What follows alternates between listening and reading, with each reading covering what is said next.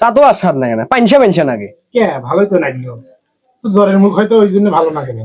কেরে বদল, তুমি বলে কালকে 6 কেজি একটা কার্বন মাছ আসলো উঠিয়ে। হ্যাঁ ভাই, এত বড়। রে এতটা ওঠেন না তার, এ কত গল্প করেন? দোকানদার হয়ে গেছিস। হ্যাঁ চলো তো, ওঠো তো, ওঠো। হলে বিল নে। এ 15 টাকা খেতার, এ তিনটে চা খাসি 15 টাকা দিবে না, কয় টাকা দিবে রে? 60 টাকা দে।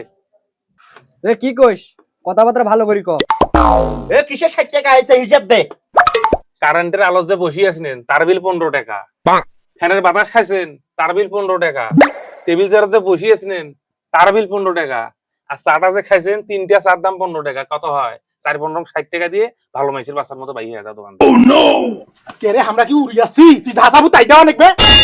টাকা ছাড়া একটা দোকান থেকে বাইরে হওয়ার পাবা না, একটা বান্দি থুয়ে পুলিশক ডাক দেন, দোকান টাকা দিবে রাখছে, এই কথা কোন?